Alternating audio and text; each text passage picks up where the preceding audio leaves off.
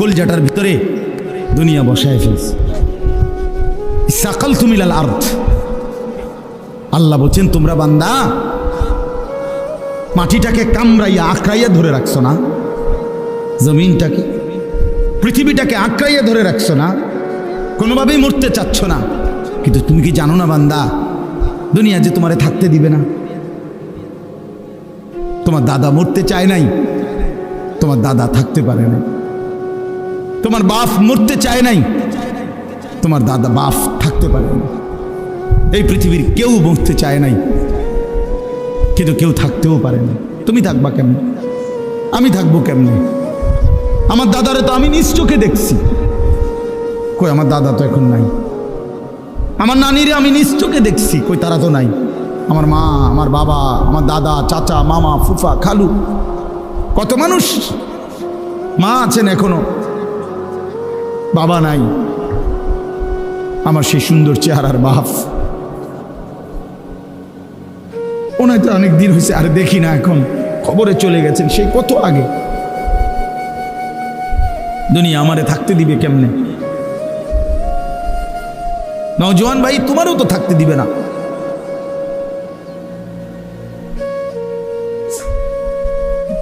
অতএব মেহেরবানি করে আমরা সবাই ভাবতে শিখি। আল্লাহ বলেন বান্দা দুনিয়াটারে এভাবে আটকাইয়া ধরলা কেন? রাদিতুম বিল হায়াতিদ দুনিয়া মিনাল আখিরাহ। আল্লাহ বলেন তাহলে কি বান্দা আখিরাতের চাইতে দুনিয়া পেয়ে খুশি হয়ে গেলা? ফামা মাতাউল হায়াতিদ দুনিয়া ফিল আখিরাতি ইল্লা কলিল। আল্লাহ বলেন বান্দা শুনে নাও, আখিরাতের তুলনায় দুনিয়ার জীবন একেবারেই সামান্য। এদিকে 60 বছর, ওইদিকে কিয়ামতে হাসরের ময়দানের একদিন 50,000 বছর। এদিকে মাত্র 60 বছর, তাও সবার জন্য না। সবার জন্য 60 বছর, 60 বছরের আগে কেউ মরে না। হ্যাঁ, তাইলে এদিকে সর্বোচ্চ যদি 60 বছরও হয়, সর্বশেষ যেই লোকটা কবরে থাকবে, আল্লাহর নবীর হাদিস দ্বারা বোঝা যায় হতে পারে শেষ মানুষটাও কবরে থাকতে হবে 40,000 বছর। হাসরের ময়দানের একদিন 50,000 বছর। তারুজুল মালাইকাতু ওয়ার রূহু ইলাইহি ফি ইয়াউমিন কানা মিকদারুহু 50,000 সানা। 50,000 বছর। আল্লাহ বলেন ইন্নাহুম ইয়ারাউনাহু বাঈদা ওয়া নারাহু করিবা। আল্লাহ বলেন আমার বান্দা মনে করে আযাব বহু দূরে, আমি মনে করি আমি আল্লাহ তো দেখি একদম কাছে। তুমি না ভাবছো বান্দা 60 বছর অনেক লম্বা, কিন্তু কবরের 1 রাত 1 সেকেন্ডে তুমি তখন বুঝবা দুনিয়া কিছুই না। কসম আল্লাহর কোরআনে আছে, নাফরমানকে আল্লাহ জিজ্ঞেস করবে বান্দা দুনিয়াতে কয়দিন ছিলা? নাফরমান জাহান্নামের হাসরের ময়দানের 1 মিনিটের আযাবের পরে আল্লাহ যখন জিজ্ঞেস করবে আমার বান্দা দুনিয়ায় কয়দিন ছিলা, কোরআনুল কারীমের মধ্যে আছে বলবে নাফরমান লাবিসনা ইয়াওমান আও বা'দা ইয়াওম। আল্লাহ দুনিয়াতে ছিলাম সর্বোচ্চ 1 দিন অথবা তার চাইতে কম। হয়তো ছিলাম 24 ঘন্টা, নয়তো ছিলাম 12 থেকে 14 ঘন্টা। তার মানে 60 বছর তখন 24 ঘন্টা মনে হবে, 12 ঘন্টা মনে হবে। 60 বছর দুনিয়ায় যে কোনোদিন কষ্ট পায় নাই, কিন্তু আল্লাহর হুকুম মানে নাই। কসম আল্লাহর নবী বলেন আল্লাহ তাআলা বলবেন একজন ফেরেশতাকে, আমার এই নাফরমান বান্দা যে জীবনে কোনোদিন দুঃখ দেখে নাই, তারে জাহান্নামের বাহিরে দিয়া ঘুরাইয়া আনো, আর জাহান্নামের দরজায় 1 সেকেন্ডের জন্য দাঁড় করাইবা, যেন 1টা সেকেন্ড জাহান্নামের বাতাস তার বুকটার মধ্যে শুধু লাগে। এরপরে আবার হাসরের ময়দানে নিয়ে আসো। আল্লাহ রসুলের হাদিস, ফেরেশতা তারে জাহান্নামের 4 দিকে ঘুরাইয়া বাহিরে জাহান্নামের গরম বাতাস 1টা সেকেন্ডের জন্য বুকে লাগাইয়া আল্লাহর সামনে এনে দাঁড় করাবে। রব্বুল আলামিন তখন জিজ্ঞেস করবে বান্দা দুনিয়ার জীবনটা তো বড় আরামসে কাটাই আসছো, ঠিক না? আল্লাহর নবী বলেন ওই নাফরমান বলবে, আল্লাহ আপনার জাতের কসম করে বলি দুনিয়ার জীবনে সুখ কি জিনিস আমি জীবনে দেখি নাই।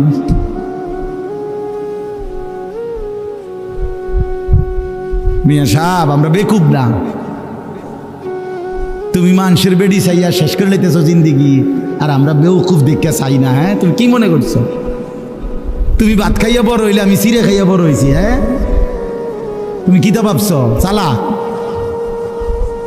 আমরা বেউকুফ। হ্যাঁ, আমরা পড়ালেখা করি নাই, আমরা বুঝি না। অনেক ছেলে পেলে আছে মনে করে যে খুব চালা বাবা, চুল ফিরায় একটু পর ব্যারামের কারণে। যত লোক ছেলে পেলে দেখবেন চুল পিছনে দিয়ে প্রতিবন্ধী।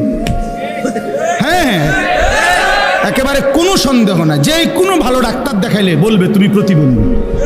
কেন বলে, কেন প্রতিবন্ধী? কারণ হইল তোমার চুল এটা তোমার অসুবিধা হয়, তুমি নিজেই বুঝতেছো এটা অসুবিধা হয়, একটু পর পিছনের দিকে ফিরাইতে হয়। তাইলে তুমি এর দিয়ে বড় করে বানাইলা কেন, এটা রাখলা কেন? আর যদি বলে আমার অসুবিধা হয় না, তো এটা পিছনের দিকে ফিরাও কেন? অসুবিধা হইলে বড় রাখলা কেন? আর অসুবিধা না হইলে পিছনের দিকে এটা ফিরাও একটু পর। কারণ হইল তোমার ব্রেনের সমস্যা, তোমার যে মানসিক সমস্যা, প্রতিবন্ধী তুমি এই কারণে। তোমার শয়তানে তোমারে এমন এক ফালতু কাম লাগাইয়া দিছে, তুমি বুঝলাও না। হায়, এত সুন্দর যৌবন, এত সুন্দর শরীর, অথচ তোমারে লাগাই দিছে মোবাইলে, নারীতে, আর এই অশ্লীলতার বেহায়াপনা, আর এই টুঁটো আড্ডাগিরি। অথচ যুবকের হাতে পৃথিবী গড়ে, কর্মের সমস্ত উদ্দীপনা তো নওজোয়ানের, মেহনতের সমস্ত শক্তি তো আল্লাহ রাখছে যুবকের মধ্যে। বাচ্চা তো বাচ্চাই, মুরব্বী বয়স্ক তো বয়স্কই, শক্তি তো কেবল যৌবনেই। কোরআন শরীফে আছে আল্লাহ পাক শিশুকালকে বলছে দুর্বল, বৃদ্ধকালকেও আল্লাহ বলছে দুর্বল, শুধু যৌবন কালকে আল্লাহ বলছে কৌয়াত, শক্তি। কিছু করলে তো যৌবনই করবে। এজন্য চলেন ফিকির করি, ভাবতে শিখি। কেন আল্লাহকে ছেড়ে দেব? কেন আখিরাত ভুলে যাব আমরা? আমার ভাই, আপনারাই বলেন, এই অল্প কয়েকজন মানুষ আমরাই ভাবি কেন ভাইয়া নামাজ ছেড়ে দেব, কেন আখিরাত ছেড়ে দেব? তো আল্লাহ বলেন, কাল্লা বাল তুহিব্বুনাল আজিলা। আমার বান্দার কোনো কারণ নাই, তোমরা দুনিয়াটাকেই ভালোবেসে ফেলছো। ওয়া তাদারুনাল আখিরা, আর আখিরাতকে ছেড়ে দিয়েছো। আখিরাতকে যে ভুলে যায়, আল্লাহর সামনে দাঁড়ানোকে যে ভুলে যায়, বিশ্বাস করেন তার জীবনে আর কোনো নিয়ন্ত্রণ থাকে না। যে একবার এটা কলজার মধ্যে থেকে সরায় ফেলে, আর হুজুরের কথা রাখবে না, প্রত্যেক কথায় হুজুরের টাইনে আনিস না বেড়া, সব কিছুতে হুজুরের। হ্যাঁ, কোরআন কিতাব লইয়া বাড়াবাড়ি করো, হ্যাঁ বেটা রাখো। এই যে একটা মানসিকতা, বাজারে ইসলামের আইনো না, ব্যবসাতে ইসলাম আইনো না, রাজনীতিতে ইসলাম ধরো না, হ্যাঁ, রাষ্ট্র পরিচালনার ক্ষেত্রে ইসলাম আইনো না। এই জায়গায় এরকম ক্রস দিতে বাদ দিতে উনি মনে করছে বুদ্ধিমান, উনি মনে করছেন চালাক। একটা পর্যায়ে আইসা আল্লাহ তাআলা বলেন, ওয়াতাদারুনাল আখিরা, মূলত আখিরাতকে ছেড়ে দিছ আর দুনিয়াটাকেই মহব্বত করে নিছ। তো মনে রাখো, তুমি মানো কিংবা না মানো, স্বীকার করো বা না করো, আল্লাহ তাআলা বলছেন, মরতে চাও বা না চাও, তুমি আখিরাত বুঝো বা না বুঝো, তোমারে কিন্তু হাসরের ময়দানে যাইতেই হবে। কথা বলেন না কেন? মরতে হবে, কথা বলেন না, যাইতে হবে শেষ পর্যন্ত, কোনো সন্দেহ নেই, কোনো সন্দেহ। রাষ্ট্রের অনেক আইন কানুন জানি না বলে আমি, তাই বলে আইন বাদ হয়ে যায় না, এটা আমার দোষ, আমি জানলাম না। কথা বোঝেন নাই আমার? যেন আমরা গাড়ি শহরে বন্দরে অনেক সময় গাড়ি পুলিশ চেক করে, এটা দেওয়া জিগায়, ওটা জিগায়। তো এখন ওই যদি বলে যে আপনার এটা নাই, আপনি এটার ফাইন দিতে হবে, জরিমানা। মানে আমি যদি বলি যে স্যার আমি তো এই আইন জানি না, তো উনি কি বলবো, আপনি যেহেতু আইন জানেন না আপনারা ছেড়ে দিলাম, এটা নিয়ম না? না আপনি আইন জানেন না কা, এটা তো আমার বিষয় না। এই জন্য ভাইয়া, আমি আপনি যদি স্বীকার করি বা না করি, বুঝতে চাই বা না চাই, আখিরাত নিশ্চিত, হাসরের ময়দান নিশ্চিত। আল্লাহ বলেন সেই হাসরের ময়দানে যখন আসবা, তো বান্দা তোমাদের দুইটা অবস্থা হবে, ওয়ুজুহু ইয়াওমাইদিন নাযিরা, কিছু মানুষের চেহারা থাকবে হাস্যোজ্জ্বল, হাসি মুখ, ইলা রাব্বিহা নাযিরা, আর সেই হাস্যোজ্জ্বল চেহারার মানুষগুলো সরাসরি আল্লাহ পাককে দেখতে থাকবে। দুই, ওয়াজুহু ইয়াওমাইদিন বাসিরা, কিছু মানুষের চেহারা থাকবে মলিন, মলিন হয়ে যাবে চেহারা। আল্লাহ বলেন তাদুন্নু আন ইউফআলা বিহা ফাকিরা, এই সাংঘাতিক এই শব্দটার অর্থ। আল্লাহ বলেন নাফরমান হাসরের ময়দানে মলিন চেহারা হয়ে থাকবে, আর সে বুঝে ফেলবে আন ইউফআলা বিহা ফাকিরা, আজকে এই হাসরের ময়দানে আল্লাহর আযাব তার কোমর ভাঙ্গা দিবে। পবিত্র কোরআনুল কারীমের 29 নম্বর পারা, কোরআনুল কারীমের 75 নম্বর সূরা, সূরাটার নাম হচ্ছে সূরা কিয়ামাহ, মানে কিয়ামত। এই সূরার নামই কিয়ামত। এই সূরার ছোট্ট ছোট্ট কতগুলো আয়াত, 20 নম্বর আয়াত থেকে 35 নম্বর আয়াত পর্যন্ত প্রায় 16টি আয়াত আমি আপনাদের সামনে ছোট্ট ছোট্ট আয়াতগুলো পড়েছি। ইনশাআল্লাহ অল্প একটু সময়ের ভিতরেই এর তর্জমা আপনাদের কাছে শোনাইতেছি। যে কয়জন নওজোয়ান ছেলে বসছো ভাই, দয়া করে হাতে ধরা মোবাইল নিয়ে ব্যস্ত না থেকে আল্লাহর ওয়াস্তে অল্প একটু সময় আমাদের চেহারার দিকে তাকাইয়া মনোযোগ দিয়ে আল্লাহর কথা আলাদা আলাদা শুনলে ভালো হবে। ডানে বামে তাকাইয়া অথবা নিজের বন্ধুদের দিকে বারবার তাকাইয়া আল্লাহর কথা শুনলে কলিজা লাগে না, দিল বদলায় না। সাথের বন্ধু হাসি দিয়া উড়ায় না, বদলাইতে দেয় না। এটা বড় একটা মারাত্মক জিনিস। রাসূলুল্লাহ সাল্লাল্লাহু আলাইহি ওয়াসাল্লাম বলছেন, আল মারউ আলা দীনে খলিল। নবীজি বলেন প্রত্যেক ব্যক্তি তার বন্ধুর মতো অনুসরণ করে, বন্ধুর মত পথে চলে। ফালিয়ানজুর আহাদুকুম মান ইউখালিলু, অতএব তোমরা লক্ষ্য রেখো কাকে বন্ধু বানাচ্ছ। নবীজি বলছে বন্ধু নির্বাচনে সতর্ক থেকো। সে তোমাকে আল্লাহর কথা মনে করায় না আল্লাহ ভুলায়, সে তোমাকে আখিরাতের কথা মনে করায় না আখিরাত ভুলায় দেয়। কোরআনুল কারীমের মধ্যে আছে জান্নাতি বান্দারা পরস্পর গল্প করবে জান্নাত, তো গল্পের মধ্যে জান্নাতীরা দুনিয়ার গল্প শোনাবে, দুনিয়াতে কে কেমনে নেক আমল করছে, কে কিভাবে আল্লাহর বন্দেগী করছে, বিভিন্ন রকমের পারিপার্শ্বিক গুনার পরিবেশ থেকে কে কিভাবে নিজেকে বাঁচাইছে, এগুলো শোনাবে একজন আরেকজন জান্নাতের মধ্যে। তো এখানে আছে যে এক জান্নাতি তার অন্যান্য জান্নাতীদেরকে বলবে, আমার একটা বন্ধু ছিল পরিচিত দুনিয়াতে, সে সারাক্ষণ আমাকে আখিরাত ভুলাইতে চায়। সে বলতো আখিরাত হবে না, পরকালের মাঠ, বিচারের ময়দান, হাসর, এগুলো হবে না। সে আমারে এটাই বলতো, মাটির সাথে আমরা মিশে যাব, হাড্ডি অস্থি মজ্জা সব কিছু মাটির সাথে মিশে যাবে, কোথায় পাবে কি, এগুলো হবে না।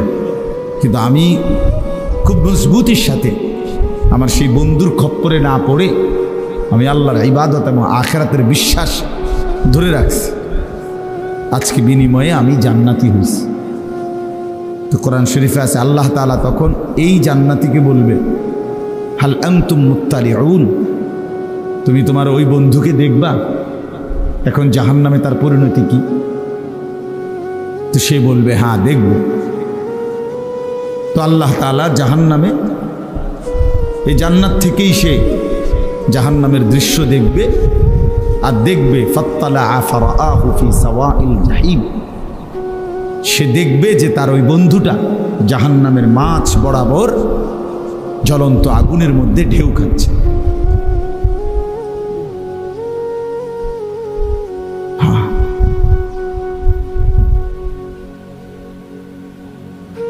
তখন সে চিৎকার দিয়ে বলবে, হায় আল্লাহর কসম বন্ধু, তুমি তো আমারেও বরবাদ করে দিছিলা, যদি তোমার কথা শুনতাম। ওয়ালাউলা নি'মাতু রাব্বি লাকুনতু মিনাল মুহদারিন, আমার আল্লাহর দয়া যদি আমার উপরে না হতো তা আমিও তো তোমার সাথে আজকে এই জাহান্নামেই থাকতাম।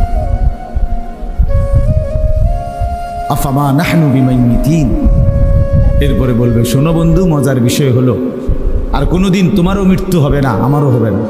তার মানে আমি জান্নাতে, আমার জান্নাতের আর শেষ নাই, তুমি জাহান্নামে, তোমার জাহান্নামেরও আর শেষ নাই।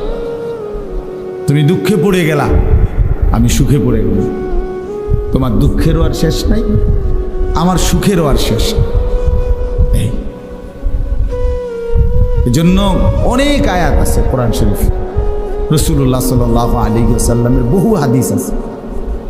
অসৎ সঙ্গ, মন্দ সঙ্গ মানুষকে নষ্ট করে দেয়, বরবাদ করে।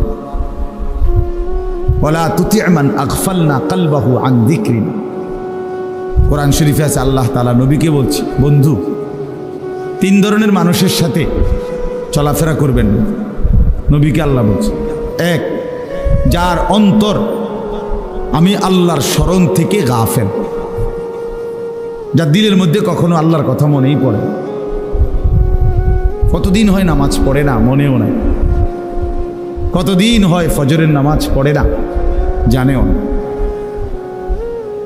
কোনোদিন আল্লাহর কোরআন পড়তেও জানে না, কখনো একটু আল্লাহর জিকির তাসবিহ পড়বে, আল্লাহরে কোনো সময় ডাকবে একটু নীরবে, রাতে কিংবা দিনে, একাকী কিংবা প্রকাশ্যে, খবরন সারাক্ষণই দুনিয়া, খানা, খাদ্য, বাজার, ব্যবসার, টাকা পয়সা, আয় রোজগার, চাল ডাল, তেল, সাবান, বন, চা, বিস্কুট, বিড়ি, সিগারেট, মোবাইল, নাচ গান, জিনা, ব্যভিচার, দৃশ্য, অশ্লীলতা, বেহায়াপনা, অসভ্যতা, খালাস, এই জিন্দেগি। আল্লাহ বলেন এমন মানুষের সাথে চলাফেরা করবে। ওয়াত্তাবা হাওয়াহু, 2 নম্বরে আল্লাহ পাক বলেন সর্বদাই যে মনের ইচ্ছা মতো চলে, তার মনে যা চায় তাই বলে, তাই করে, এই মানুষ ফালতু মানুষ, আপনি তার সাথে চলবেন। চুল এগুলো এমন কেন, আমার মন চাইছে, জামা এমন কেন, আমার মন চাইছে, তুমি ঘুরতেছো কেন এখানে, আমার মন চাইছে, নামাজ পড়ো না কেন, আমার মন চাইছে, ঘুমাচ্ছ কেন এখন, এখন তো ঘুমের টাইম না, সকাল 9টা বাজে, আমার মন চাইছে, রাত 2টা বাজে গেছে, ঘুমাচ্ছ না কেন, আমার মন চাইছে, ঘুমাবো না। আপনার মানে জিন্দেগির কোনো কি নাই, নিয়ম কানুন নাই, মনে যা চায়, জন্তু জানোয়ারের মতো, কুকুর বিড়ালের মতো, হাইওয়ানের মতো তাই করে। আল্লাহ তাআলা বলেন বন্ধু এমন ফালতু মানুষের সাথে চলাফেরা করবে।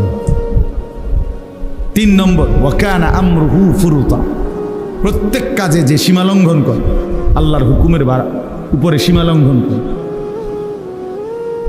আল্লাহর হুকুম তো পালন করেই না, তদুপরি বাড়াবাড়ি করে, সীমালঙ্ঘন করে, মিথ্যা বলে তো এটার উপরে কোনো আফসোসও নেই, অন্যায় করে তো এটার উপরে কোনো অনুশোচনাও নেই, কোনো বিব্রতও না, হারাম খাচ্ছে, সুদ খাচ্ছে, বেপর্দা, বেহায়া, কিন্তু এতে কোনো আফসোস নেই, অহংকারী, সীমালঙ্ঘন। আল্লাহ তাআলা বলেন এরকম অহংকারী, ঔদ্ধত্যপূর্ণ মানুষ থেকে চলাফেরা করবেন। ভাইয়া এই যে তোমরা যে মাঝখানে কয়েকটা ছেলে, দোস্ত এই তোমারে বলছি, অসুবিধা হলে চলে যাও ভাই, তোমরা উঠে চলে যাও। এই যে বয়স্ক 2 জন চাচার পিছনে যে তোমরা 3-4 জন ছেলে ফাইজলামি ছাড়তে না পারলে চলে যাও বাবা, বাসায় গিয়ে ঘুমায় যাও, নয়তো গিয়ে মোবাইল টিপো।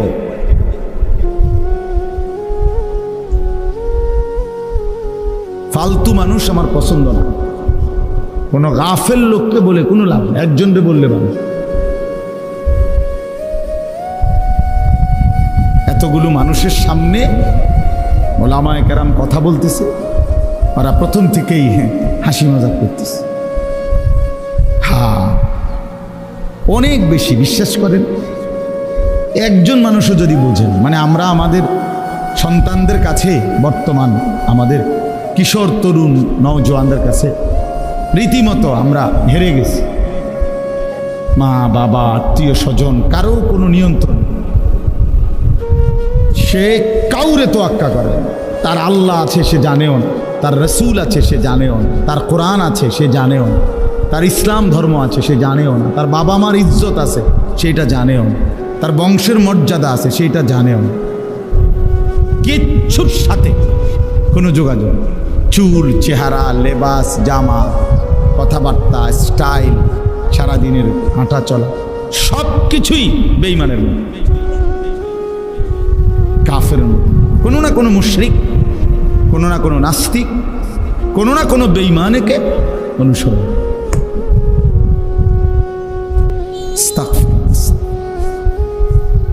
অনেক বেশি দুর্ভাগ্য এটা আমাদের, অনেক বেশি দুর্ভাগ্য, জানেন না?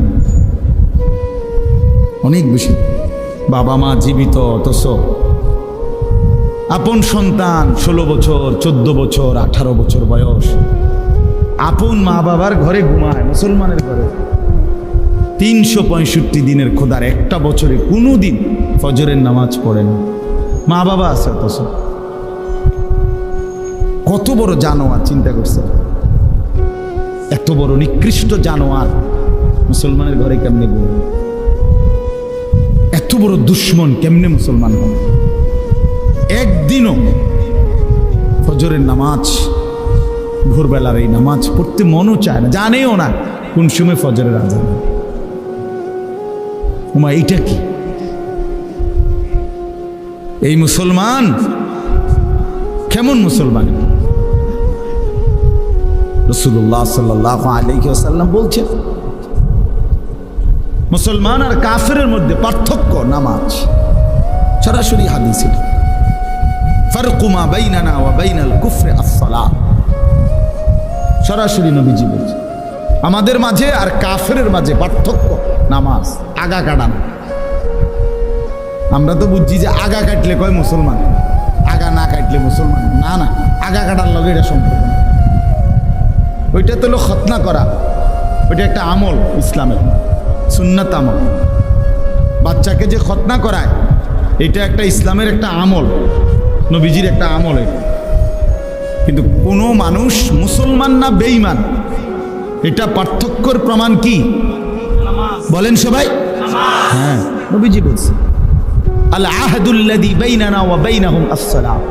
নবীজি বলছে, আমাদের মাঝে আর মুনাফিকের মাঝে পার্থক্য, অঙ্গীকার নামাজ। মানে ইমানদার নামাজ পড়ে, মুনাফিক নামাজ পড়ে, মুমিন নামাজ পড়ে, কাফের নামাজ পড়ে। রাসূলুল্লাহ সাল্লাল্লাহু আলাইহি ওয়াসাল্লাম বলেছেন, মান তারাকা সালাতাম মুতাআম্মিদান ফাকাদ কাফারা। নবীজি বলছেন, ইচ্ছে করে যে নামাজ ছেড়ে দিল সে কুফরি করলো, কুফরি করলো, নাফরমানি করলো, বেঈমানি করলো। সে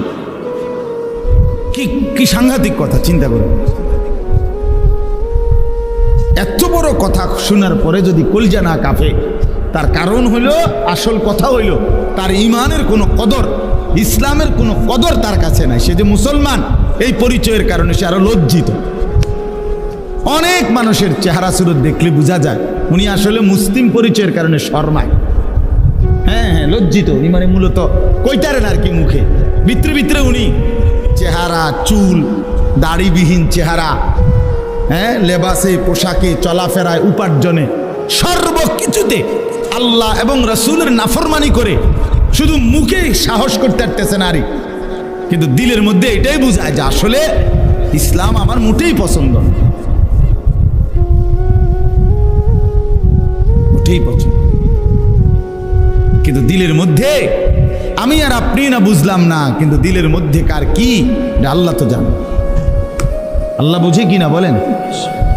ইয়াউমা তুবলাস সারাইর, কোরআনুল কারীমের মধ্যে আছে আল্লাহ তাআলা বলেন, বান্দা হাসরের ময়দানে আমি তোমার অন্তরের ভিতরের বিষয়গুলো খুলে দেব।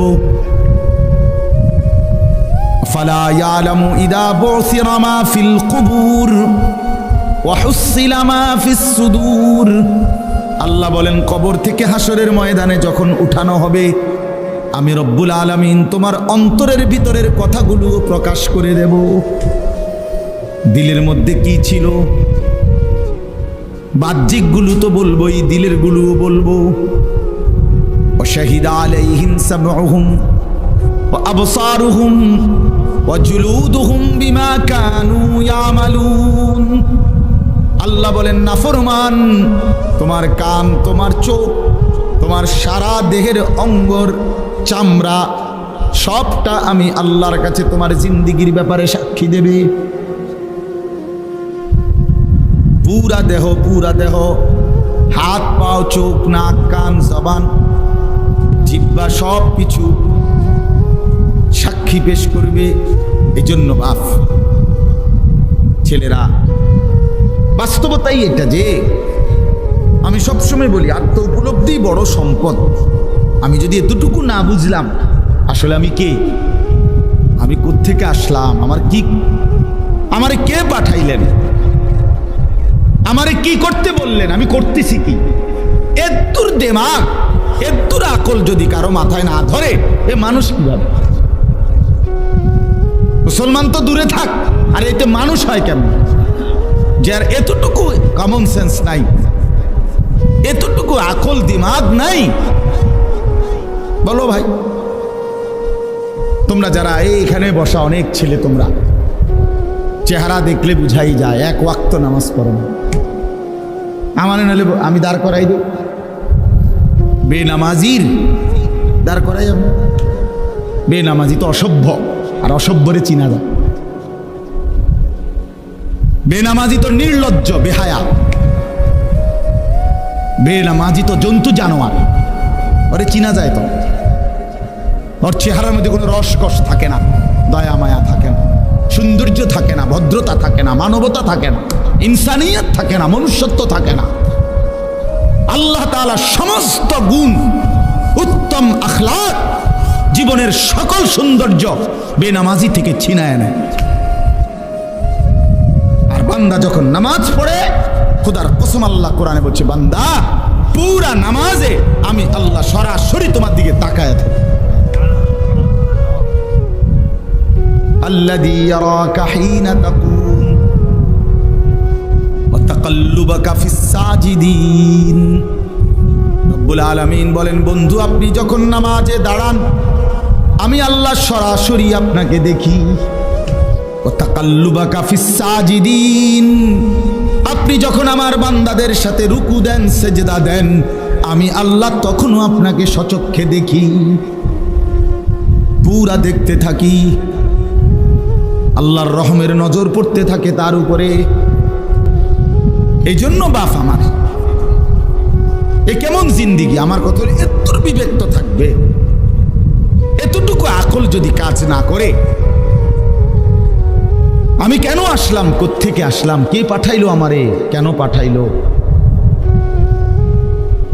এক ওয়াক্ত নামাজ পড়তে মন চায় না, এটা কি ধরনের মুসলমান ভাই? একটাবারও কি তোমরা ভাবো না? ছেলেরা বলো ভাই, কোনোদিন যে ফজরের নামাজ পড়ো না, তোমার কি কোনোদিন মনে পড়ে না যে তুমি কিসের মুসলমান? তোমারে কি লেগে মুসলমান বলতো? কেন, মানে কোন যুক্তিতে বলতে পারে মুসলমান?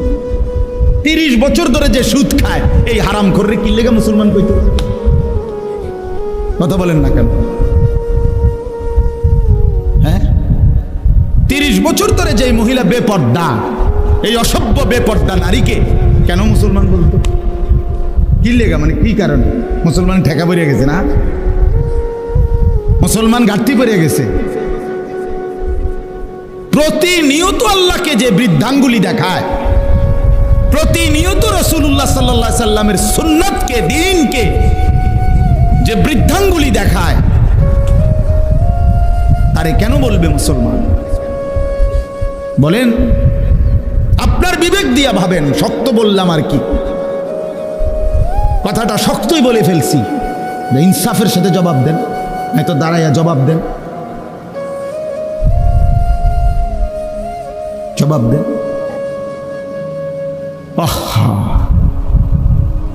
প্রতিনিয়ত আরে একটা মানুষ তো হুচট খায়, একটা মানুষ পিছলা খায়, একটা মানুষ পড়ে যাইতে পারে, ঠিক আছে, ভুল হবে, পিছলা খাবে, পড়ে যাবে, ভুল হবে, অপরাধ হবে, গুনাহ হবে। খোদার কসম, গুনাহ আমারও আছে, গুনাহ আপনারও আছে। এটা তো কোনো কথা না, দোষের কথা না। দোষ তো হইল গুনার উপরে লাগাতার ধারাবাহিক। এটা কোন ধরনের মুসলমান?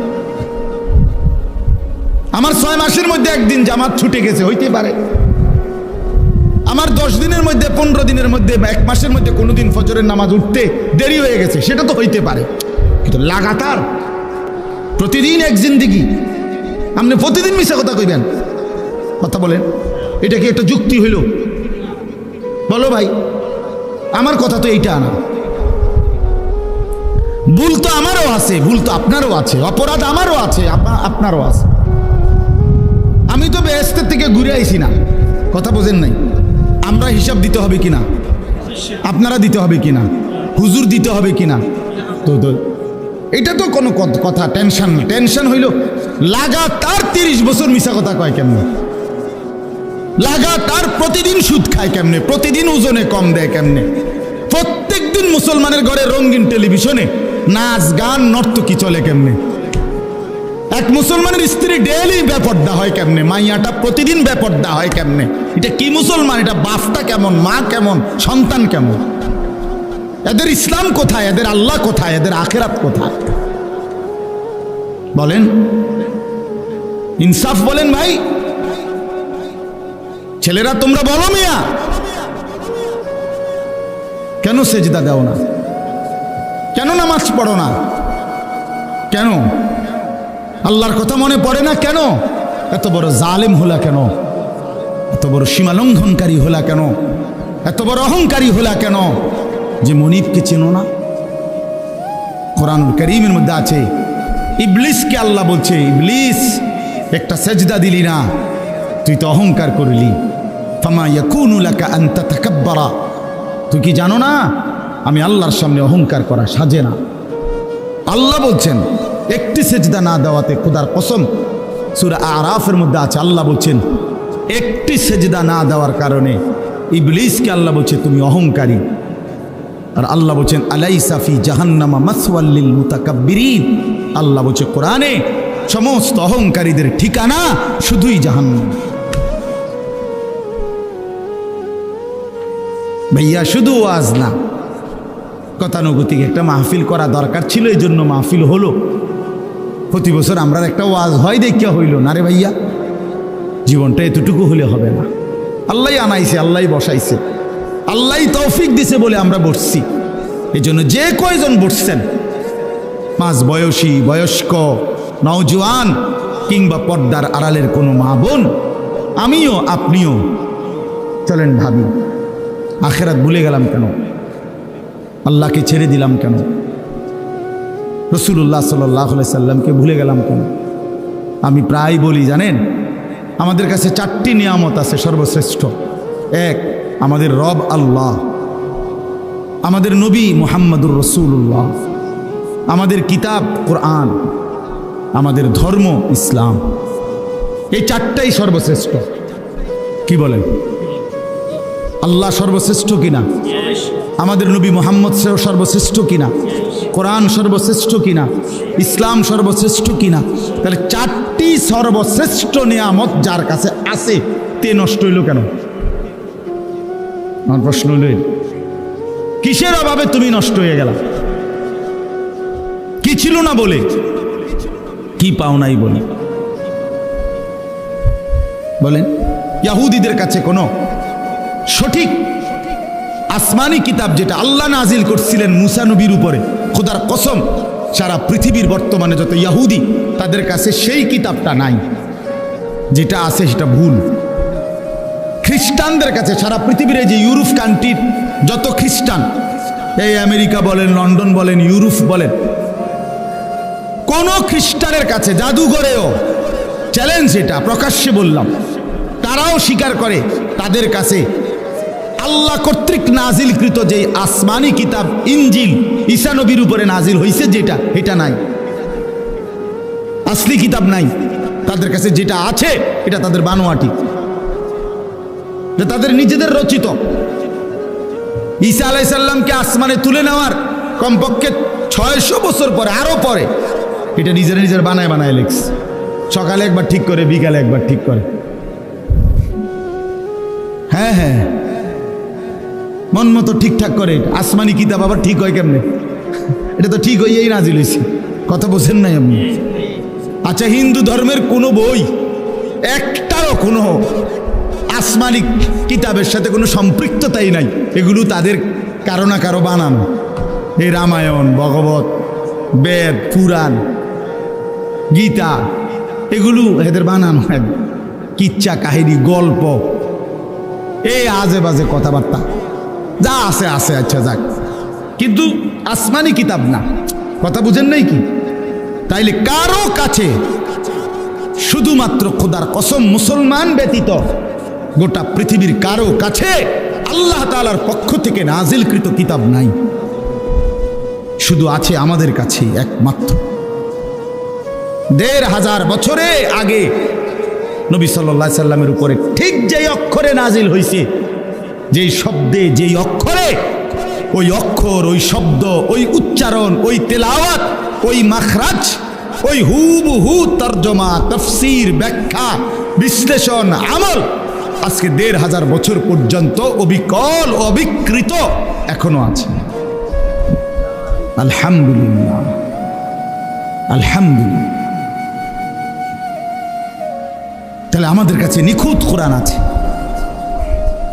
আমাদের নবী সর্বশ্রেষ্ঠ নবী। সব নবী শুধু নবী, আমাদের নবী সর্বশ্রেষ্ঠ নবী। সব নবী শুধু নবী, নিজ নিজ অঞ্চলের নির্ধারিত সীমানা পর্যন্ত নবী। কেউ 200 বছর, কেউ 300 বছর, কেউ ধরেন 950 বছর, কেউ 400 বছর, কেউ 300 বছর ধরেন। যেই নবী যেদিন হায়াত পাইছে অদ্দিনের নবী। আমাদের নবী সাল্লাল্লাহু আলাইহি ওয়াসাল্লাম ইসরাফিলের ফু দেওয়া পর্যন্ত, কিয়ামত পর্যন্ত তিনিই শুধু নবী। তিনি খাতামুন নবিয়্যিন, তিনি আখিরি নবী, তিনি আখিরি নবী। তাহলে তিনি সর্বশ্রেষ্ঠ নবী, তিনি সর্বশেষ নবী, তিনি পূর্ণাঙ্গ নবী। আমার ভাই, আমার বন্ধু, 1450 বছরের ভিতরে এই পর্যন্ত আমাদের নবীকে নিয়ে, নবীর জীবন নিয়া, নবীর প্রতি ঘন্টা, মিনিট, সেকেন্ড নিয়া আপনজন, দুশ্মন, বন্ধু, শত্রু, পক্ষের, বিপক্ষের সবাই পরীক্ষা নিরীক্ষা করছে, গবেষণা করছে, পর্যালোচনা করছে নবীজির জীবন নিয়া। বন্ধুদের কাছেও তিনি শ্রেষ্ঠ, দুশ্মনের কাছেও তিনি শ্রেষ্ঠ। রাসূলুল্লাহ সাল্লাল্লাহু আলাইহি সাল্লামের সাজ গোজ, চলা ফেরা, উঠা বসা, চাল চলন, কথাবার্তা, লেনদেন, আয় রোজগার, ঘর সংসার, রাষ্ট্র, দেশ, জাতি, রাজনীতি, রাষ্ট্র পরিচালনা, সকল বিষয়ে সমস্ত ইমানদারদের কাছেও তিনি সর্বশ্রেষ্ঠ, সমস্ত বেঈমানদের কাছেও তিনি শ্রেষ্ঠ। কারো গবেষণায় এই পর্যন্ত পৃথিবীতে আল্লাহ রাসূল সাল্লাল্লাহু আলাইহি সাল্লামের চাইতে শ্রেষ্ঠ কোনো মানুষ কারো গবেষণায় প্রমাণিত হয় নাই। তিনি শ্রেষ্ঠ। তাহলে কোরআন সর্বশ্রেষ্ঠ, রাসূল সর্বশ্রেষ্ঠ, ইসলাম ধর্ম পূর্ণাঙ্গ সর্বশ্রেষ্ঠ, আল্লাহ সর্বশ্রেষ্ঠ। এর পরেও এই 4টি নিয়ামত তোমারে দেওয়ার পরে তুমি হারায় গেলা কেন? তুমি নষ্ট হয়ে গেলা কেন? বরবাদ হয়ে গেলে কেন? আল্লাহ আমাদেরকে বুঝ দান করেন। আমার ভাই, আমি দেরি করতে চাচ্ছি না। এই রাত গভীরে এতটুকু বললাম ইনসাফের সাথে। ভাই, একজন হলে আমরা বুঝি সব সময়, আমি সব সময় বলি একসাথে সবাই বদলায় না, হবে না, একদিনে সবাই বদলায় না। আমরা এটা এই নিয়তে বলিও না। আমরা জানি আমাদের শুধুই বলা জিম্মাদারি, পরিবর্তন কে হবে সেটা আল্লাহরই ফয়সালা। হেদায়েত আল্লাহই দেন, শুধু আল্লাহই দেন। চূড়ান্ত ফয়সালা কার হাতে? আল্লাহর হাতে, আল্লাহর হাতে। দুনিয়ার বিষয় ও আখিরাতের বিষয়। এই জন্য আমি অনুরোধ করলাম আর কি, আমরা যে কয়জন বসছি, বয়স্ক হোক আর মাঝ বয়সী হোক আর নওজোয়ান হোক, আমাদের ভাবা উচিত আমরা কেন আল্লাহকে ছেড়ে দিলাম। একটা যুক্তি তো দাঁড় করানো উচিত যে আমি এই যুক্তিতে আল্লাহকে ছেড়ে দিচ্ছি। কেন নামাজ ছেড়ে দিলাম ভাইয়া, একটা যুক্তি দাঁড় করান। আমি এই যুক্তিতে নামাজ ছেড়ে দিচ্ছি। হালাল উপার্জন কেন ছেড়ে দিলেন? যে আমি চাইছি হুজুর 10 বছর হালাল কামাই করে চাইছি, আমার সংসার চলে না। একটা যুক্তি দাঁড় করান। 10 বছর আমি সত্য বলে চাইছি, আমার জিন্দিগি চলে না মিছা কথা ছাড়া। কই এমন কারো হয়েছে কি? তো বলে কেন ছেড়ে দিলাম আল্লাহকে? কেন ছেড়ে দিলাম রাসূলুল্লাহ সাল্লাল্লাহু আলাইহি সাল্লামকে? কেন কোরআনকে ছেড়ে দিলাম? কেন ইসলামকে ছেড়ে দিলাম? এই আল্লাহ তাআলা এবার শুনেন, আল্লাহ তাআলা জবাব দিচ্ছেন। কেন আখিরাত মনে পড়ল না? কেন আল্লাহকে মনে পড়ে না? কেন রাসূলকে মনে পড়ে না? কেন ইসলামকে পছন্দ হয় না? কেন কোরআনের হুকুমকে ভাল লাগে না? সব কিছুর কারণ আল্লাহ বলেন কাল্লা বাল তুহিব্বুনাল আজিলা। কারণ হলো আর কিছুই নয় বান্দা, শুধুই কেবল কারণ একটাই, তোমরা এই দুনিয়াটাকেই ভালোবেসে ফেলছো। তুমি বলছো, তোমার কলজার মধ্যে এটা বসায় লাইছো যে লাভ লোকসান আয় ব্যয়, পাওয়া না পাওয়া, চাওয়া পাওয়া, আশা আকাঙ্ক্ষা, স্বপ্ন সাধনা, জীবনের সমস্ত প্ল্যান প্রোগ্রাম পরিকল্পনা শুধুই দুনিয়া। কাল্লা বাল তুহিব্বুনাল আজিলা। আল্লাহ বলেন শুধু কেবল তোমরা দুনিয়াকেই ভালোবেসেছ। এর কারণ ভালোবাসা, মহব্বত, তুহিব্বুনা, ভালোবাসা কিন্তু কলিজার মধ্যে থাকে। মানুষ যে বলে ভালোবাসে, এর অর্থ কি? মাইলানুল কলব ইলা শাই। আরবিতে বলে কোনো জিনিসের প্রতি অন্তর ঝুঁকে যাওয়া, এটারে বলে মহব্বত। আমার দিলের মধ্যে তুমি, এটারে কয় ভালোবাসা। আল্লাহ তাআলা বলেন বান্দা, তোমরা যারা আল্লাহকে চিনতেছ না, নাফরমানি করছো, আখিরাত মনে করো না, কারণ একটাই, তোমরা কলিজার ভিতরে, দিলের ভিতরে দুনিয়া বসায় লাইছো, দুনিয়া বসায় ফেলছো। ইমাম কুরতুবী রাহমাতুল্লাহ আলাইহির একটা কিতাব আছে আত-তাযকিরা, মৌতের স্মরণ। ওই কিতাবে আমরা পড়ছি, 500 বছর আগে লেখা, কত আগের কিতাব, কিন্তু ওই সময়কার উনি লিখছেন জিন্দিগি ভর যারা দুনিয়া নিয়া এই পরিমাণ ব্যস্ত থাকে যে আল্লাহর কথা, আখিরাত বন্দিগির কথা মনে থাকে না। তিনি বলেন, কসম বলেন আল্লাহর, উনি বলেন মৃত্যুর মুহূর্তেও ওই নাফরমান বান্দা কালেমা লা ইলাহা ইল্লাল্লাহ উচ্চারণ করার আর তৌফিক পায় না। তার ফিকির মৃত্যুর মুহূর্ত পর্যন্ত শুধু দুনিয়াই থাকে। ওনে লিখছে ওই কিতাবের মধ্যে, এক ব্যক্তিকে মৃত্যুর মুহূর্তে বলা হয়েছে আপনি পড়েন লা ইলাহা ইল্লাল্লাহ। কসম আল্লাহর কিতাবে লিখছে, উনি ওই ব্যক্তি বলতেছে 11, 12, 13, 14। হ্যাঁ হ্যাঁ, ওই কিতাবে আছে। এক ব্যক্তিকে বলছে মৃত্যুর মুহূর্তে আপনি পড়েন লা ইলাহা ইল্লাল্লাহ। ওই কিতাবে লিখছে ইমাম কুরতুবী রাহমাতুল্লাহ আলাইহি, সে বলতেছে 3.5, 4.5, 5.5। আল্লামা তাকি উসমানী দামাত বারাকাতুহুম, সারা পৃথিবী বিখ্যাত আলেম বর্তমান পৃথিবীতে, ওনার বয়ানের মধ্যে আমরা পড়ছি, উনি বলছেন এক দুনিয়াদার সারাদিন দুনিয়া দুনিয়া দুনিয়া দুনিয়া, সারাদিন দুনিয়ার কামাই করে। এই ব্যক্তিকে কেউ জিজ্ঞেস করছে পরকালে মৃত্যুর পরে জান্নাতে যাইবেন না জাহান্নামে যাইবেন, কি ভাবছেন? সে বলছে, উত্তর দিছে, সরাসরি কিতাবে আছে, আমার কাছে কিতাব আছে। সে উত্তর দিছে, বাবু জান্নাত না জাহান্নাম সেটা কোনো আমার প্রশ্ন না, জেনে 2টা পয়সা লাভ হয় আমার হেনে দিও, ওইটা জান্নাত না জাহান্নাম তোমরা চিন্তা করো, আমার দরকার হলো 2টা পয়সা কি হওয়া লাভ। হ্যাঁ হ্যাঁ, মনে তো হয় হাসি, কিন্তু বাস্তবতা এমন। এই সমাজের অসংখ্য মুসলমান এমন আছে, বয়স্ক 60, 70, 80 বছর বয়স, মৃত্যু শয্যায় বিস্তাক পড়ে গেছে। আপনি বইলে শুনবেন জীবনের শেষ আকাঙ্ক্ষা কি? এ শুয়ে শুয়ে শেষ আফসুস করতে আছে, আহা জিন্দিগিটা তো শেষ, মরে যাওয়ার টাইম হয়েছে। এই ছোট এই নাতিকার যদি বউটা চাইয়া যাইতে পারতাম, এই মাইয়াগা যদি বিয়ে দিয়ে যাইতে পারতাম, শেষ ফোলাগা যদি বিদেশ পাঠাই দিতে পারতাম, হ্যাঁ বাড়িটার লগে দিয়া 2 শতক জায়গা যদি আল্লইয়া সাইডটা যদি মিলাই দিতে পারতাম। কি মিথ্যা বললাম? এমন নাই? আমি তো চিনি ভাইয়া, আমি দেখছি না। আমি কি শান্তের দেশে থাকি নাকি? আমি তো শান্তের দেশের মানুষ, আমি এই দেশের মানুষ না। তো আমার বাড়ি তো নাঙ্গলকোট, আমি চিনবো না কেন? বয়স্ক লোক, ওনার ছেলে মেয়ে, ছেলের জন্য মেয়ে খুঁজতেছে। আমি কইলাম আপনি এরকম অস্থির হয়ে গেলেন কেন?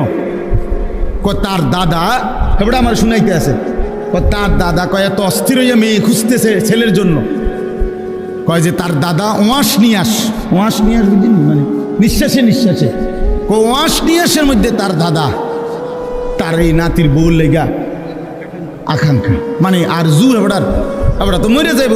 আজরাইল ঘুরতে আছে চারিদিকে, শুধু বউগা সাউনের লেগে হাবড়া বাকি।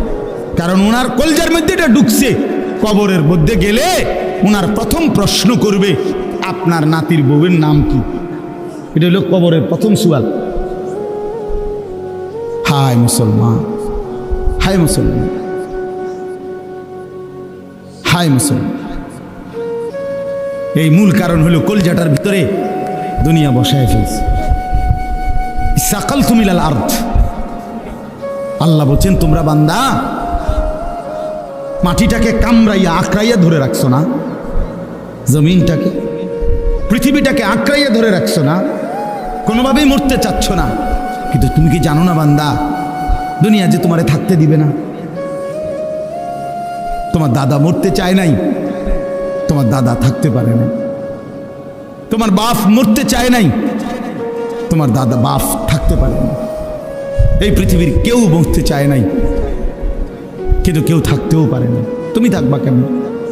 আমি থাকবো কেমনে? আমার দাদারে তো আমি নিজ চোখে দেখছি, কই আমার দাদা তো এখন নাই। আমার নানিরে আমি নিজ চোখে দেখছি, কই তারা তো নাই। আমার মা, আমার বাবা, আমার দাদা, চাচা, মামা, ফুফা, খালু, কত মানুষ। মা আছেন এখনো, বাবা নাই। আমার সেই সুন্দর চেহারার বাপ, ওনায় তো অনেক দিন হয়েছে আর দেখি না, এখন খবরে চলে গেছেন সেই কত আগে। দুনিয়া আমারে থাকতে দিবে কেমনে? নওজোয়ান ভাই, তোমারও তো থাকতে দিবে না।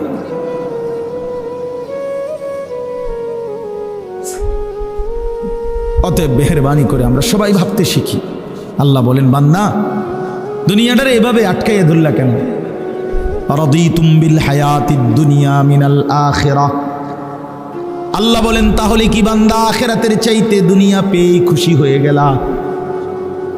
ফামা মাতাউল হায়াতিদ দুনিয়া ফিল আখিরাতি ইল্লা কলিল, আল্লাহ বলেন বান্দা শুনে নাও, আখিরাতের তুলনায় দুনিয়ার জীবন একেবারেই সামান্য। এদিকে 60 বছর, ওইদিকে কিয়ামতে হাসরের ময়দানের একদিন 50,000 বছর। এদিকে মাত্র 60 বছর, তাও সবার জন্য না। সবার জন্য 60 বছর, 60 বছরের আগে কেউ মরে না।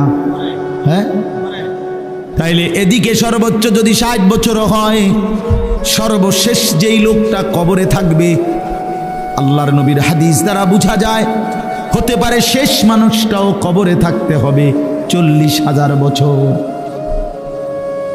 হাসরের ময়দানের একদিন 50,000 বছর। তারুজুল মালাইকাতু ওয়ার রূহু ইলাইহি ফি ইয়াউমিন কানা মিকদারুহু 50,000 সানা, 50,000 বছর। আল্লাহ বলেন ইন্নাহুম ইয়ারাউনাহু বাঈদা ওয়া নারাহু করিবা, আল্লাহ বলেন আমার বান্দা মনে করে আযাব বহু দূরে, আমি মনে করি আমি আল্লাহ তো দেখি একদম কাছে। তুমি না ভাবছো বান্দা 60 বছর অনেক লম্বা, কিন্তু কবরের 1 রাত 1 সেকেন্ডে তুমি তখন বুঝবা দুনিয়া কিছুই না। কসম আল্লাহর কোরআনে আছে, নাফরমানকে আল্লাহ জিজ্ঞেস করবে, বান্দা দুনিয়াতে কয়দিন ছিলা? নাফরমান জাহান্নামের হাসরের ময়দানের 1 মিনিটের আযাবের পরে আল্লাহ যখন জিজ্ঞেস করবে, আমার বান্দা দুনিয়ায় কয়দিন ছিলা? কোরআনুল কারীমের মধ্যে আছে, বলবে নাফরমান লাবিসনা ইয়াওমান আও বা'দা ইয়াওম, আল্লাহ দুনিয়াতে ছিলাম সর্বোচ্চ 1 দিন অথবা তার চাইতে কম। হয়তো ছিলাম 24 ঘন্টা, নয়তো ছিলাম 12 থেকে 14 ঘন্টা। তার মানে 60 বছর তখন 24 ঘন্টা মনে হবে, 12 ঘন্টা মনে হবে। 60 বছর দুনিয়ায় যে কোনোদিন কষ্ট পায় নাই, কিন্তু আল্লাহর হুকুম মানে নাই। কসম আল্লাহর নবী বলেন, আল্লাহ তাআলা বলবেন একজন ফেরেশতাকে, আমার এই নাফরমান বান্দা যে জীবনে কোনোদিন দুঃখ দেখে নাই, তারে জাহান্নামের বাহির দিয়া ঘুরাইয়া আনো, আর জাহান্নামের দরজায় 1 সেকেন্ডের জন্য দাঁড় করাইবা, যেন 1টা সেকেন্ড জাহান্নামের বাতাস তার বুকটার মধ্যে শুধু লাগে। এরপরে আবার হাসরের ময়দানে নিয়ে আসো। আল্লাহ রসুলের হাদিস, ফেরেশতা তারে জাহান্নামের 4 দিকে ঘুরাইয়া বাহিরে জাহান্নামের গরম বাতাস 1টা সেকেন্ডের জন্য বুকে লাগাইয়া আল্লাহর সামনে এনে দাঁড় করাবে। রব্বুল আলামিন তখন জিজ্ঞেস করবে, বান্দা দুনিয়ার জীবনটা তো বড় আরামসে কাটাই আসছো, ঠিক না? আল্লাহর নবী বলেন ওই নাফরমান বলবে, আল্লাহ আপনার জাতের কসম করে বলি, দুনিয়ার জীবনে সুখ কি জিনিস আমি জীবনে দেখি নাই।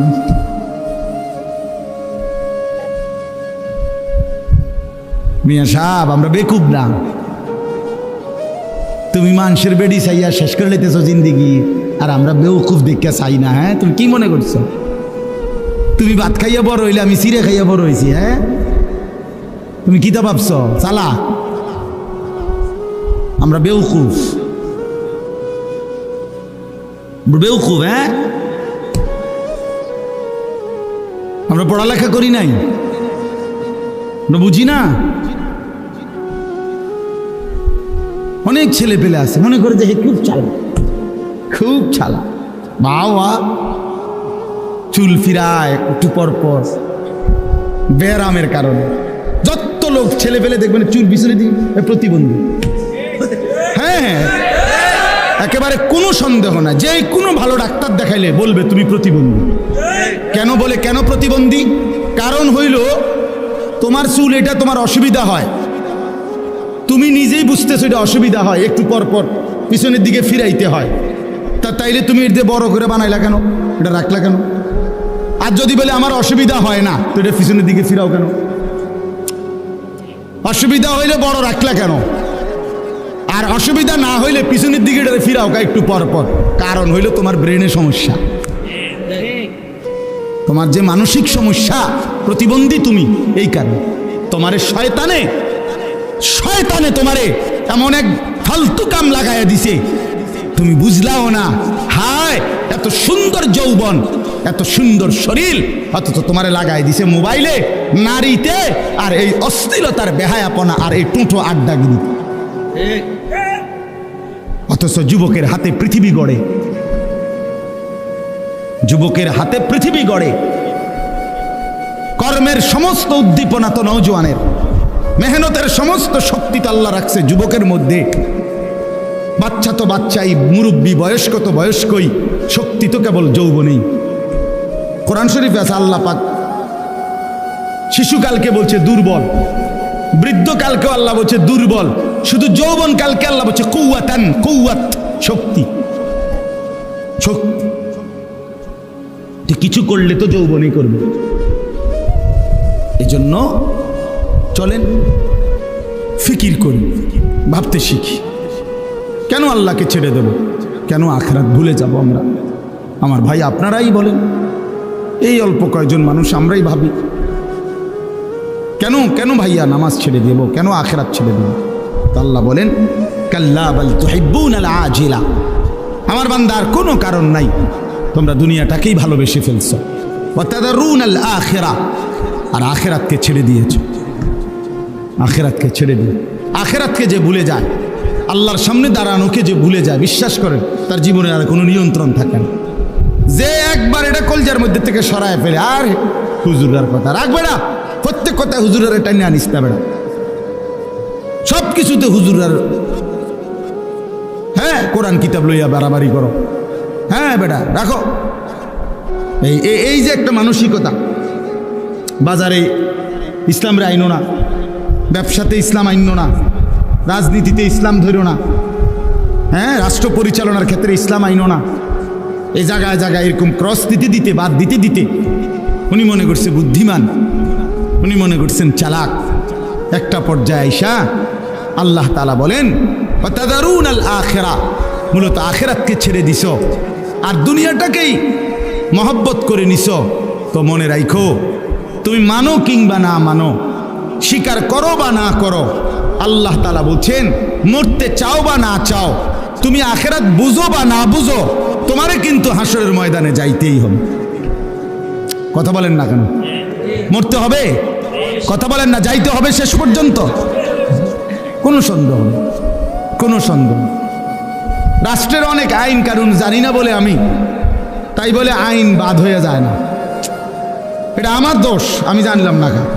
কথা বোঝেন নাই আমার? যেমন আমরা গাড়ি শহরে বন্দরে অনেক সময় গাড়ি পুলিশ চেক করে, এটা দেওয়া জিগায়, ওটা জিগায়। তো এখন হয় যদি বলে যে আপনার এটা নাই, আপনার এটার ফাইন দিতে হবে, জরিমানা।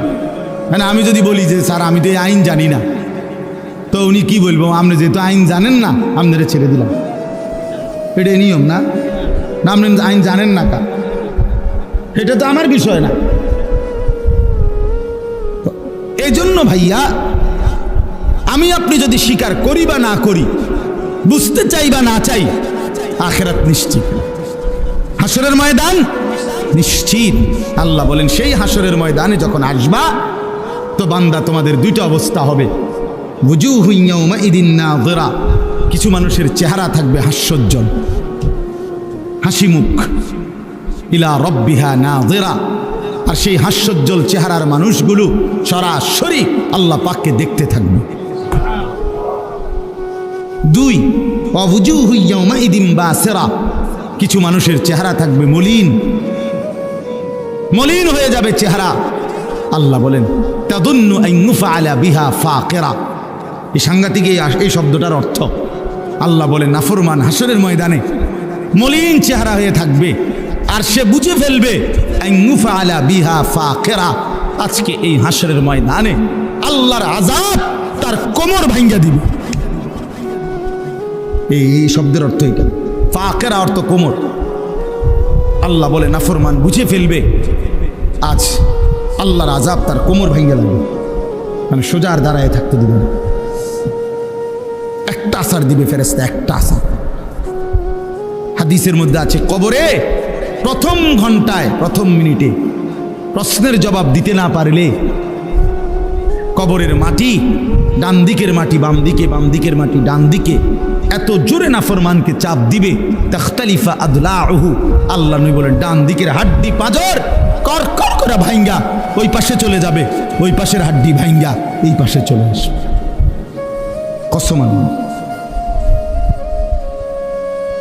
তাদুন্নু আন ইউফআলা বিহা ফাকিরা কাল্লা ইদা বালাগাতিত তারাকিয়া, আল্লাহ বলেন সত্যি সত্যি যখন আজরাইল রূহ টান দিবে, নাফরমানের রূহটা একটা টানে কণ্ঠনালীর কাছে চলে আসবে, ভীষণ ছটফট করবে। ওয়াকিলা মান রাক, লোকের আশপাশে তখন চিৎকার দিয়ে বলবে তারে চিকিৎসা করবে কে? ডাক্তার ডাকো, ওজা ডাকো, বৈদ্য ডাকো, চিকিৎসক ডাকো, ঝাড়ফুঁক করো, ফু দাও, এই করো সেই করো। ওয়ান্না আন্নাহুল ফিরাক, আল্লাহ বলে কিন্তু সে বুঝে ফেলবে সে দুনিয়া থেকে এই মুহূর্তে বিদায় নিয়ে নিবে। মানুষগুলো না বলছে ডাক্তার ডাকো, এই ডাকো সেই ডাকো, নাফরমান তো বুঝে ফেলছে মৃত্যু যন্ত্রণা শুরু হয়ে গেছে, আজরাইল চলে আসছে, এই মুহূর্তে তাকে দুনিয়া থেকেই চলে যেতে হবে। ওয়ালতাফাতিস সাকু বিস সাক, আল্লাহ বলেন ভয়ে আর আতঙ্কে তার পায়ের গোছা যেমনে আছে এমনে পড়ে থাকবে, পাওটুকু একটু নাড়াইবার মতো শক্তি কিংবা হিম্মত তার আর হবে না। ইলা রাব্বিকা ইয়াউমা ইদিনিল মাসাক, আল্লাহ বলেন এই অবস্থাতেই প্রত্যেককে আমি আল্লাহর সামনে পেশ করা হবে। আল্লাহ এবার ফয়সালা করবে। তো জাহান্নামের ঘোষণা যখন দেবে, আল্লাহ বলেন কেন কেন জাহান্নামী হবে এই নাফরমান? এই শেষ কথাগুলো শুনেন যুবক ভাই, তুমিও শোনো। আল্লাহ বলেন মৃত্যুর যন্ত্রণা কঠিন হবে কার? এই যেখানে আছে মৃত্যুর যন্ত্রণা, অর্থাৎ আমরা হাদিসের মধ্যে পড়ছি যে আপনারা মানে লঞ্চ বা বড় ট্রলার কোনো সময় দেখছেন কিনা যে পারে গেলে একটা রডের লোহার এরকম আংটাওয়ালা এটারে নিচে ফালায় আটকায় আর কি, এটা দেখছেন? এটা এরকম, এটারে কি কয়? গ্যারাফি। আপনার এই নোঙ্গর, হ্যাঁ হ্যাঁ নোঙ্গরও কয় এইটারে। এই লোহার আপনার এরকম আংটাওয়ালা, চার চোখওয়ালা, চারটা ইয়াওয়ালা, এইভাবে আপনার ফেরেশতা আজরাইল মালাকুল মউত শরীরের মধ্যে এরকম নোঙ্গর, যেরকম এইটা ছুঁড়ে মাইরা এটারে টাইনা ধরলে যেরকম সিরা ভিরা আসে, এইরকম ভাবে নাফরমানের কলিজা, তার রুহু তার শরীর থেকে টাইনা হেসরাইয়া বাইর করে। এই জন্য কোরআনের 4টা আয়াত আছে যেখানে আল্লাহ তাআলা বলছেন মৃত্যুর যন্ত্রণা বড় ভয়ানক হবে। এক, জাআত সাকরাতুল মাউত বিল হক, আল্লাহ বলেন ওয়ালাউ তারা ইযিজ যালিমুনা ফি গামারাতিল মাউত, আল্লাহ বলেন ফালাউলা ইযা বালাগাতিল হুলকুম, আল্লাহ বলছে কাল্লা ইযা বালাগাতিত তারাকিয়া, কণ্ঠনালীর কাছে একটা টানের সাথে রুহুটা চলে আসবে, রুহুটা বের হতে চাইবে না, ফেরেশতা সিরা ভিরা খোদার কসম টাইনা বের করবে।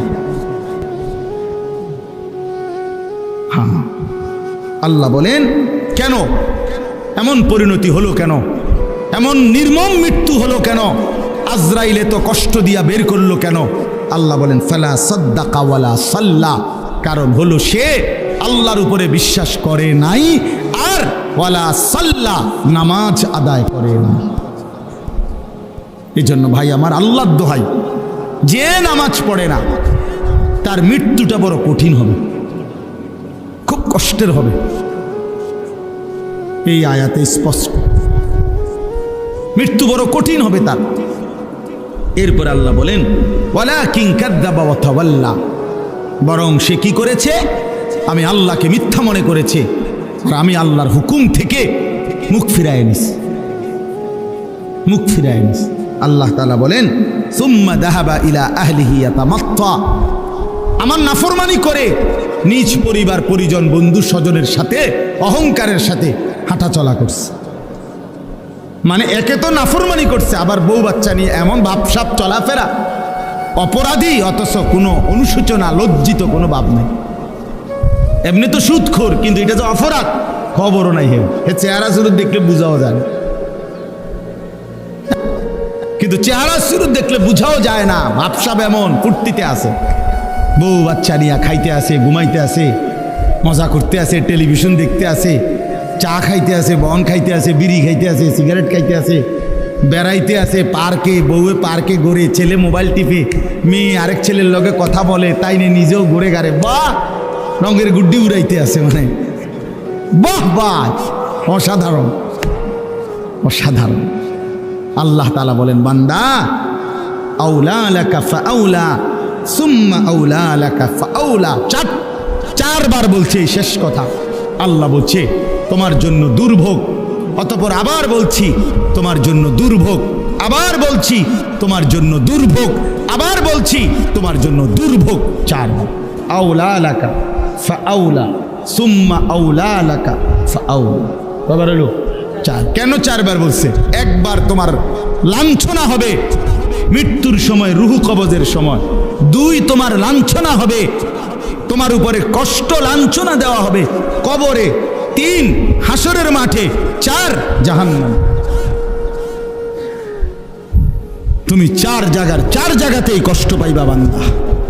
আয়াহসাবুল ইনসানু আন ইউতরাকা সুদান, আল্লাহ তাআলা বলছেন বান্দা মানুষ তুমি কি এই ভেবেছো আমি তোমাকে এমনি এমনি বানাইছি না?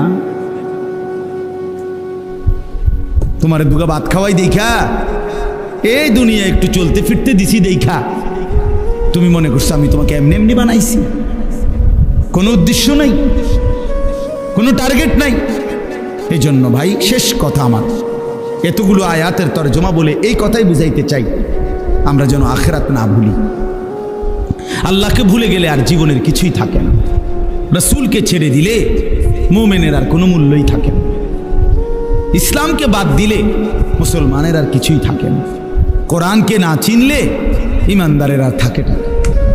এই জন্য চলেন, এই অল্প কয়েকজন মানুষ কষ্ট করছেন, বৃষ্টির ভিতরেও কষ্ট করে আপনারা বসছেন কাদার মধ্যে। আল্লাহ তাআলা আপনাদের এই বসার মধ্যে বরকত দান করেন। যুবক ভাই তোমাদের কাছে আমার অনুরোধ ভাই, স্বাভাবিক চুল রাখো ভাইয়া, এই জঙ্গলি চুল, এই সেলুন কাটিং চুল, এবং এই যে সামনে ডানে পিছনে বামে এই চুলগুলো যাদের বড় বিভিন্ন মডেলের সেলুন কাটিং, এই বিভিন্ন ডিজাইন, কসম আল্লাহর ভাইয়া এগুলা মুসলমানের চুল না।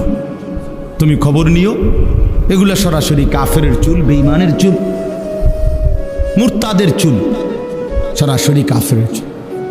মুসলমান এত ফালতু হয় না, মুসলমানের যুব সমাজ এত বাজে হয় না। দয়া করে সবাই নামাজ পড়ার চেষ্টা করুন। আল্লাহ তাআলা আমাদেরকে তৌফিক দান করে। একটা মাদ্রাসা, আমার শায়েখ সবসময় বলে, আল্লামা মুফতি মুশতাকুর নবী সাহেব, মাদ্রাসা তিন জিনিস চায়: মুসলমানের দোয়া, মুসলমানের সন্তান, মুসলমানের সম্পদ, মাল দৌলত, দান সাদাকা। এই জন্য আমারও অনুরোধ রইল, মাদ্রাসার জন্য দোয়া করবেন, মাদ্রাসায় আপনাদের সন্তানদেরকে পড়তে দিবেন এবং মাদ্রাসায় নিয়মিত দান সাদাকা করবেন। আলহামদুলিল্লাহ, আল্লাহ তাআলা কবুল করে নেন আপনাদের সকলের আন্তরিকতায়। আল্লাহ তাআলা এই মাদ্রাসাটিকে বরকত দান করেন। ছেলেরা যুবকরা সবাই আজকের থেকেই নামাজ শুরু করেন। নামাজ পড়লে চেহারা সুন্দর হবে, আখলাক সুন্দর হবে, চলাফেরা সুন্দর হবে। পকেটে কয়টা একটু টয়লেট পেপার রাখলে, পেশাব পায়খানার পরে টয়লেট পেপার ব্যবহার করলে, পানি ব্যবহার করলে শরীর পবিত্র থাকবে। আর পবিত্র শরীরে নামাজের কথা ফেরেশতা মনে করাই দিবে। আমাদের অনেক ছেলে পেলে বলে, মূল একটা বড় বিষয়, কেন নামাজ পড়ে না? শরীর না থাকবে। হ্যাঁ, কাপড় ভালো না, প্যান্ট ভালো না, প্যান্ট ভালো না। 18 বছরের দামরা মুত্তা ফানি লয় না, দামরা এটা। হ্যাঁ, এত বড় দামরা পেশাব করে পানি নেয় না, খাড়াইয়া মুত্তা হাইটাই করে। এর চাইতে নিকৃষ্ট রুচির, এত নিম্ন রুচির মানুষ হয় না, এত একেবারে নিচু মানুষের কারণে। মিয়া 6 মাসের বাচ্চাও তো মিয়া পেশাব করে দিলে চিৎকার শুরু করে, কান্দে। দেখবেন না বাচ্চা কান্দে না? কান্দে কেন? তার মারে ডাকে, হাফ প্যান্ট দে, বদলাও, হাফ প্যান্ট বদলাও, বুঝতে লাইছি কি? ঠিক এত বছর এত বড় বেড়া, কি বেড়া এখনো পেশাব কইরা, আবার এই পেশাবের ফোঁটা এগুলা প্যান্টে। যেই কোনো পুরুষ পেশাব করিলে কিছুক্ষণ ঢিলা, টয়লেট পেপার ব্যবহার না করলে, একটু সময় অপেক্ষা না করলে পেশাবের ফোঁটা পড়বেই। এটা তার সৃষ্টিগত, এটা অসুখ, রোগ না। তো এরপরে তো সেন্ট টান দিল যে বাকি ফোঁটাগুলো তো প্যান্টে পড়বে। এবারে যদি 10 বার পেশাব করে, 5 বার পেশাব করে, প্রত্যেকবারে যদি 5-6 ফোঁটা করে প্যান্টে জমা হয়, তো আজকের সারাদিনে জমা খরচ কত হলো? কি অসাধারণ, কি অসাধারণ দুর্গন্ধ নিয়া অপদার্থ ঘুমায়। হ্যাঁ, ছি ছি ছি ছি ছি ছি, এটা মুটটা ফানিলই তো জানে না। হে কয় হে ভদ্র। আল্লাহ আমাদেরকে বিবেক দান করেন, আল্লাহ আমাদেরকে দিন দান করেন। আমাদের মা বোন যারা আছেন, পর্দা পুশিদার মধ্যে রাখেন। যে নারীর পর্দা নাই সে কোনো নারী না, তার মধ্যে নারীত্বই নেই।